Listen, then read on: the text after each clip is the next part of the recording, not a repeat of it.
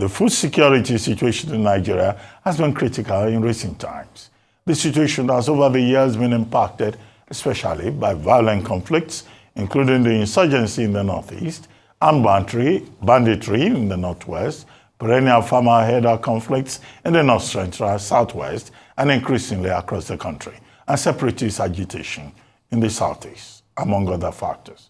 Other factors contributing to the insecurity situation include rising inflation, rising poverty, and rising unemployment, engendering and compounding a cost of living crisis. However, the presidency has also engaged the states, development partners, and other critical stakeholders in their efforts to address the soaring prices of commodities and general food insecurity in the country by inaugurating the Presidential Food Systems Coordination Unit as part of its efforts to tackle the prevailing hardship in the land. Joining us now on the show as we discuss the food situation in the country, especially what led to the shortages, insecurity, and food inflation in the country, as well as possible solutions, is Dimieari Von Kemedi, Managing Director, Arila. Von Kemedi, good to see you. Thank you very much. When last did I see you? A long time ago. It's been a while since you left government. Yes. But look, food security. How do we put food on the table for Nigerians? The Tinubu government has tried a number of measures. They say they have a five-point plan. Livestock transformation, partnership with private sector, importation of 250,000 metric tons of wheat, reduction of tariffs on importation of food items, so food items can be brought in. I mean, they have all these measures. They say they will give us the details by next week. 1 week has gone. But still, tomato is very expensive. Onion is very expensive. Although if you look at it carefully, maybe it's the wives that are jacking up the prices. I don't know. That's an aspect that has to be. That's an aspect that should be investigated. But you are in the business. Tell us the truth. No, wives increase. No, don't. I think this is not us this time. Yeah, the answer is a rather obvious one. We all know we have to produce more. I believe that the government plan to import is a short-term plan. Obviously, the current high cost of food is unsustainable. People are suffering. People are under pressure. So it's a short-term measure by the government to help to reduce the cost of food. But the main solution still remains to plant. And we have to plant across the country.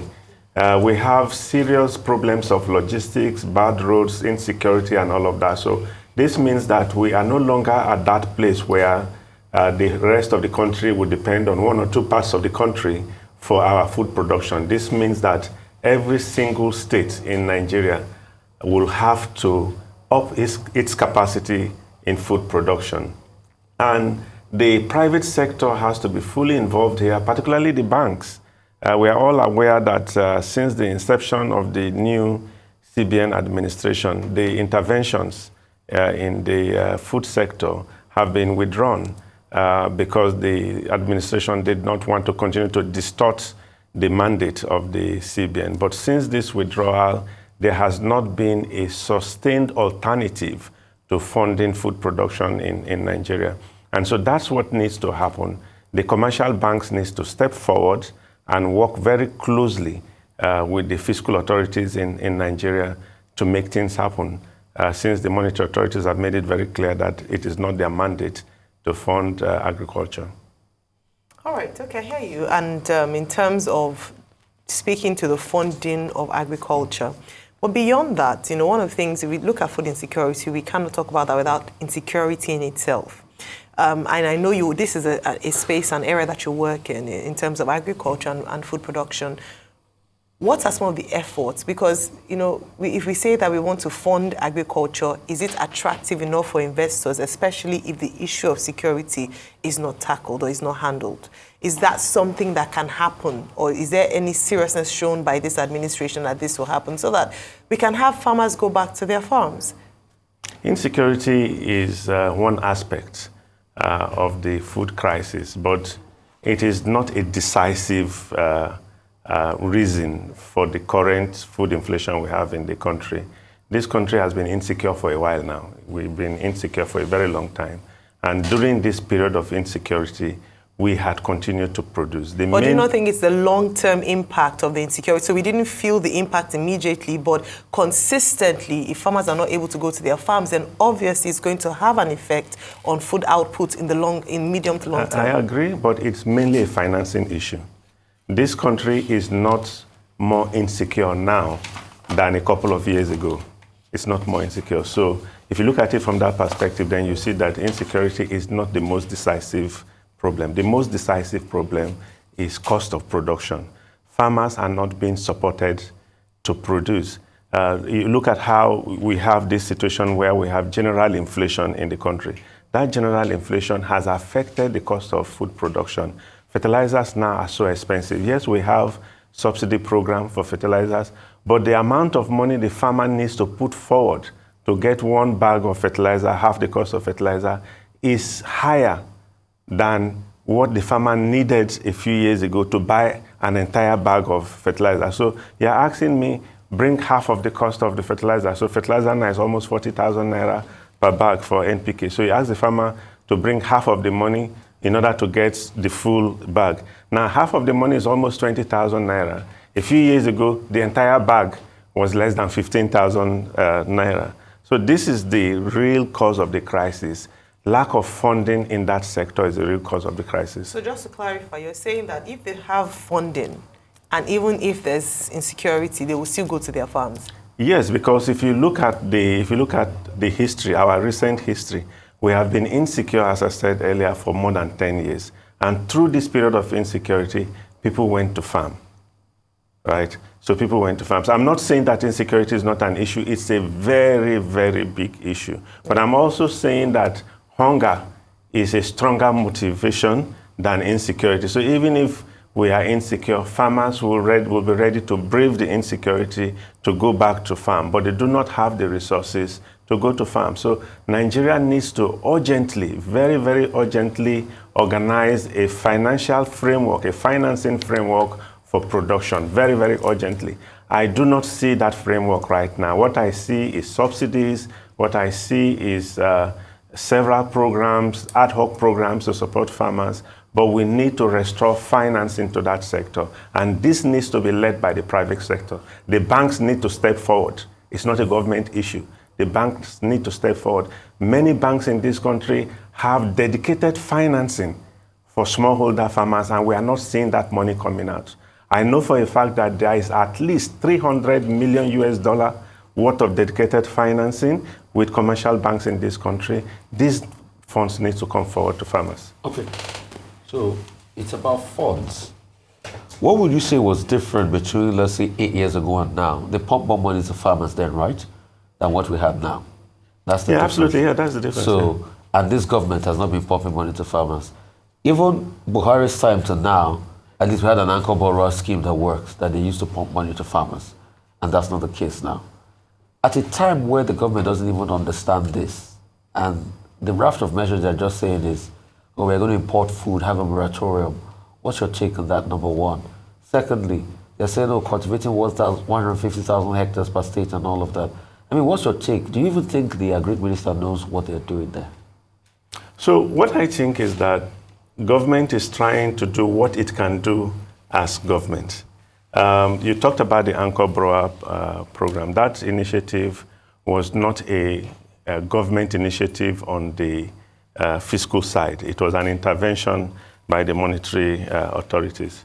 This current CBN wants to go back to orthodoxy. They are saying that it is not the job of the CBN to fund sectors like power, agriculture, and all of that. So they are withdrawing from that. But what needs to happen is that others need to step forward. The financial sector in the country needs to step forward to fill that gap. It's not a gap that government can fill. Government anywhere in the world does not have the capacity to fill that gap. So it is the financial institutions that need to fill that gap. And I think that what the CBN has faced to do being the regulator of the financial... Interest rates rising, how would you feel that, even on the farmers? Because if you want to take a loan now, I don't know if there's dedicated agricultural financing, but if you want to take a loan now, it will set you back close to 30% interest rate. Yes. So with that kind of interest rate, how can most farmers pay back?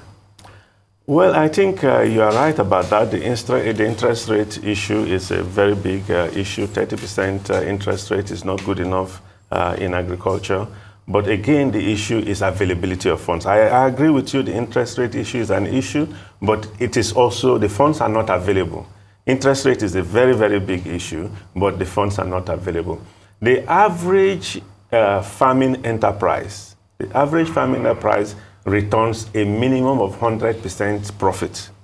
If you plant 1 hectare of rice, for example, it will cost you about 800 to 900,000 to plant 1 hectare of rice. You get an average of maybe 3 tons in that hectare.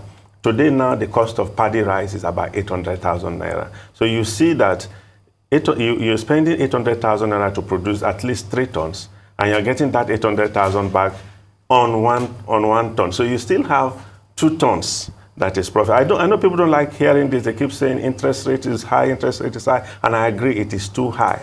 But first, let's talk about availability, then we talk about interest rates. Anyway, okay, Bon.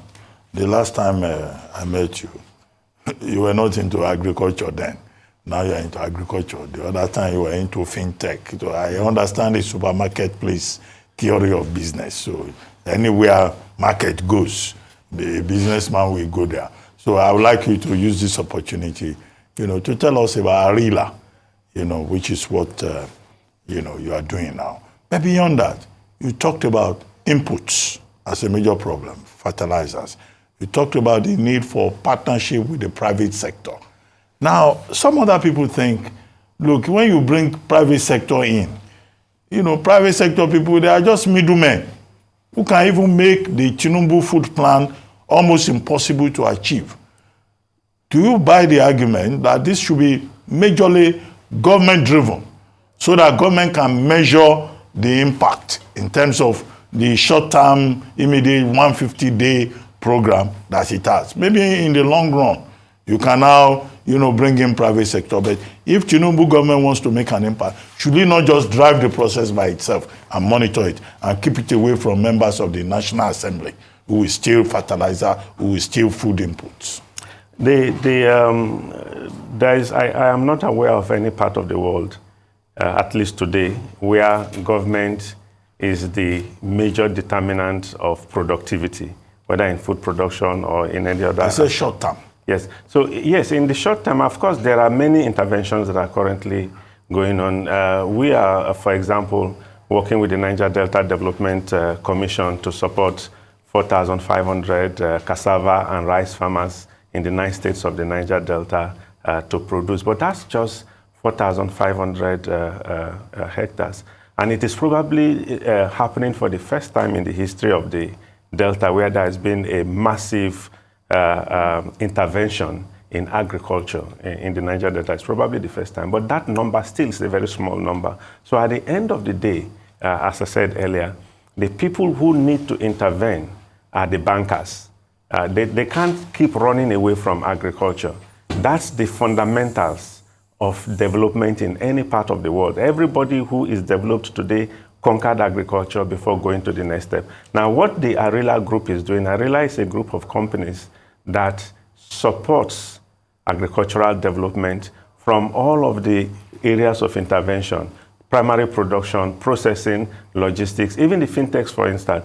Our fintech is focused on supporting smallholder farmers.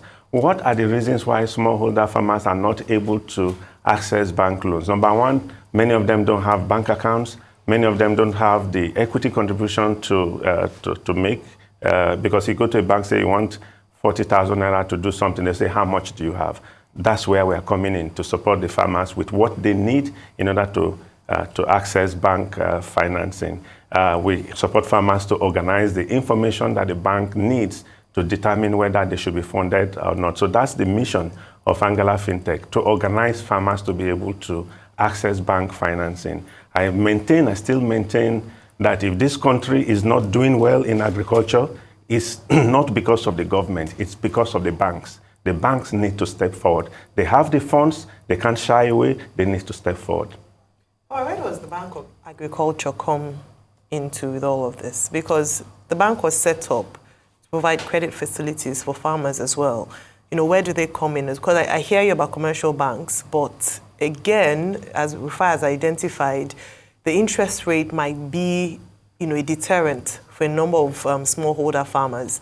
I'd like you to speak about that, and also about even these smallholder farmers coming together as a cooperative in order to scale up and, just leverage that coming together, their numbers, to maybe even access amongst themselves, be able to scale up their businesses, leverage their strengths. I'd like you to speak to that as well. Yeah, thank you very much. The Bank of Agriculture is severely undercapitalized. The Bank of Agriculture, another name for Bank of Agriculture is government. So unless the Bank of Agriculture rises in its capacity to the level of the Bank of Industry that we have today now, I don't think they will be very successful. Many people will say, well, maybe government institutions don't function very well, but the Bank of Industry is an example. The Bank of Industry is a very, very highly rated bank in Nigeria today, and it is owned by government, and they are doing very well. So maybe they should just merge the Bank of Agriculture with the Bank of Industry so that they can do what they need to be able to do. And like I said, the intervention by the Niger Delta Development Commission is to show the people in the Niger Delta that farming can be done there as well. You don't have to bring food all the way from Adamawa to Port Harcourt. Food can be produced there. There's a lot of pressure of logistics on the cost of food. This is something that where a lot of people are not addressing. At least 30% of the cost of food is just right on the logistics. Yeah. So if we can produce our food around our geographical region, you don't need food to come from the north central to the south-south. The south-south, in fact, comparatively, the south-south is the best part of this country for rice production, bar none, because we have enough length of rain to plant rice at least 2 times in the year without the cost of irrigation. But when you talk about rice production in Nigeria, the Niger Delta is not there. And what this the project by the NDDC is showing now is that the Niger Delta can indeed produce rice, not just for the Niger Delta, but we can actually see rice moving from the Niger Delta to Lagos. So we need to reduce the logistics cost component of food production by producing our food closer to our areas of consumption. I like that. I hope we can also rear cattle in the south. So that, absolutely. In fact, I was there a few years ago. I was in a taxi in Lagos here, and the taxi driver, I think is from Osun State. He asked me, where are you from? I said, I'm from Bayelsa. I said, my brothers were in Yenagua. We slaughter cattle in Yenagua.